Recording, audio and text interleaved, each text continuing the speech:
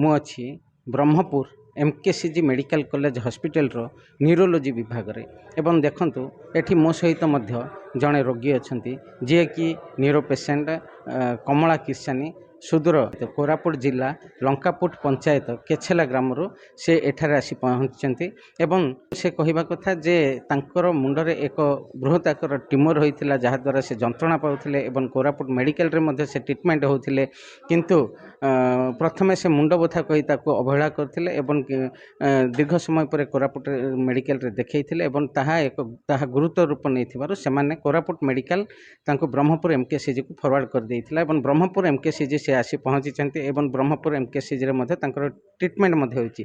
चलंतु सेही कमला निकट को जिबा एवं तांकर किछि प्रतिक्रिया नेबा।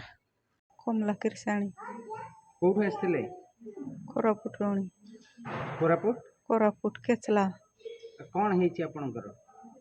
टिम्बर होइछि पुलिस कहिछि कोरापुटर सार कौन असुविधा हला मेडिकल रे जॉइन हेछंती? कौन हेछि? ऑपरेशन मुंड बतावैला पाई ऑपरेशन करिछि। मुंड बथा केते दिन हला होतिला? होतिला सार मासे कहितिला। कोरापुट रे देखैथिले? कोरापुट देखाइला का एति नय बरमपुर निया बला बरमपुर आनितिला। एबे डॉक्टर देखिले? कौन कहिले? एबे आसे नाइता पुलबा पाई आसे नाइता ऑपरेशन हेछंती? ऑपरेशन होइछंती। मा आपन ना कोन? मोर ना बेंद्री किर्साणी जीवर मुंड बता होतिला सार मुंड बता 7-8 मास होतिला मुंड बता हला आम गाँव रे दिसारी गुणमा केते देखाइलु सिना एंती मेडिकल देखाउ नथिलु जियो बेसी मुंड बता बोली गुरु बुल्लारो कोरापुट मेडिकल देखाइला को सेति रिपोर्ट बारला बहुत बड़ टिमर अछि एठी बल बनाई जिमर जियोर टिमरटा बहुत बड़ बडिछि आ के दिन गल मरि जीवो मु लिखि देउछि ब्रह्मपुर नहीं करी ना ऑपरेशन कर सेठी एसी रूम अछि जियोटा बल बोली लिखि देला को आमे ब्रह्मपुर आइलु।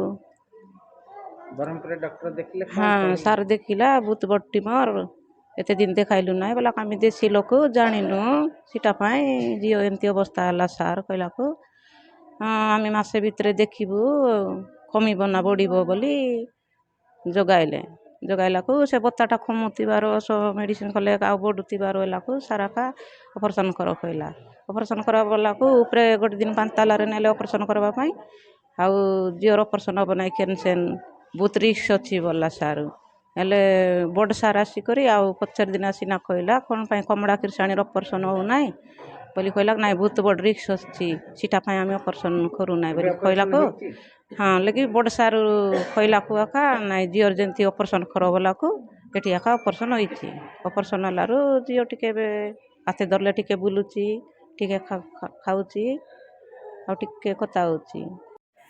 मोर ना के सुनामणि दामे कि छुआटा को टिम्बर होइतिला बोले आस्तिला कार मो पुअर को ना कोन? परबास दामे। आपन ना? सुनामणि दामे। केत दिन हेलानी मेडिकल आसिलानी? आसिकना 2 मास कि 1.5 मास हेलानी। ऑपरेशन हेछि? हां ऑपरेशन हेछि? हां केबे हेला? शुक्रवार गो शुक्रवार हेला 10-12 दिन। मु डॉक्टर एस संजीव पात्र एसोसिएट प्रोफेसर एनेस्थेसिया डिपार्टमेंट आउ न्यूरो सर्जरी ओटर एनेस्थेसिया मुख्य अच्छी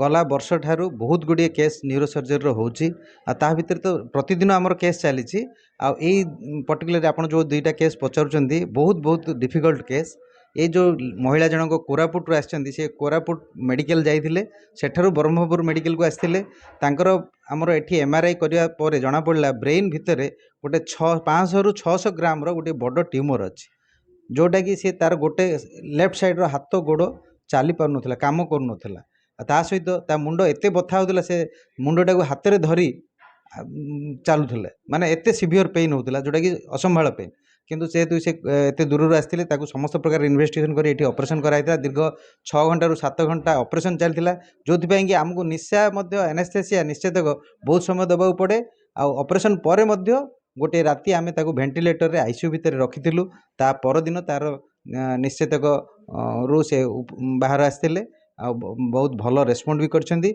आ वर्तमान 10 दिन 12 दिन हो गलानी स्टिच खुली गलानी आ से वर्तमान चली पारुछंती सब Brahmapur MKCG medical college hospital neuro surgery विभाग प्रोफेसर डॉक्टर रवि नारायण पंडा कहवा कथा जे जो सुदूर कोरापुटर 2 जन जाक पेसेंट आसी जड़े छोट छुआ एवं आउ जड़े महिला मध्य आसी एवं 2 जन जाक जिते एठारे आसी पहुँची से अवस्था अति गुरुतर थिला एवं सफलतार सहित गुरुतर रोगी सफलतार सहित चिकित्सा करा जायछि। उभयंकर डॉक्टर रवि नारायण पंडा कहवा कथा जे ब्रेन ट्यूमर थिला एवं ट्यूमर टी बर्तमान बाहर करा जायछि एवं उभयंकर स्वास्थ्य कंडीशन मध्य स्थिर रही। छोट पिलाटी जेहेतु छोट पिलाटीर जो ब्रेन ट्यूमर ता बहुत चैलेंजिंग थिला एवं महिलांकर मध्य कौन से गुण कम नथिला। उभयंकर ऑपरेशन दीर्घ समय मध्य लागिथिला एवं एक डाक्टरी टीम मध्य गठन करा जायतिला सफलतार सहित ये ऑपरेशन करा जायछि।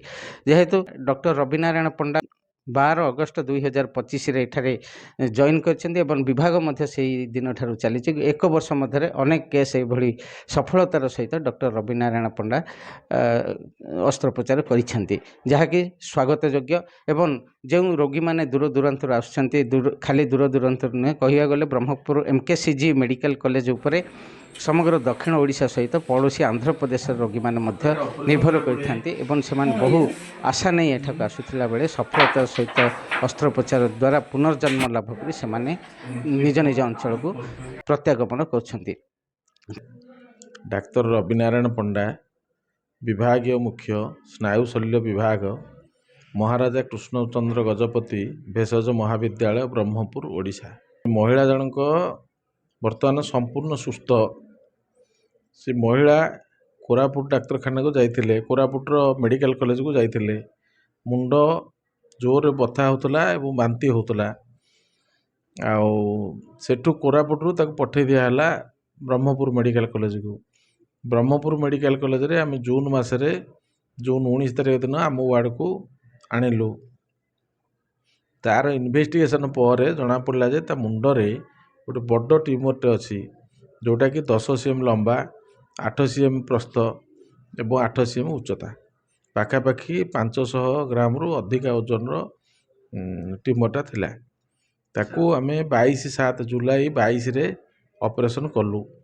मो सांगे मोर सहकारी अध्यापक डॉक्टर देवदत्त सेनापति डॉक्टर देवश्री महाराणा डॉक्टर तुषारकांत रथ डॉक्टर पी हरिप्रसाद एवं डॉक्टर उमा साहाय्य करथिले। निश्चितक विभागीय मुख्य डॉक्टर संजीव पात्र सहित डॉक्टर निवेदिता साहू डॉक्टर विपिन मल्लिक निशा प्रदान करथिले एवं जहाँ जो सुंदर भाव में निश्चितक विभाग द्वारा कोऑर्डिनेटेड वर्क होता भल आनेस्थेसिया देवा द्वारा सुंदर भाव में ट्यूमर टी संपूर्ण आम काढ़ी देछु। ब्रह्मपुर एमकेसीजी न्यूरो सर्जरी विभाग संजय प्रशांत सेठी सहित Sanjay Kumar Vishwal report the public media.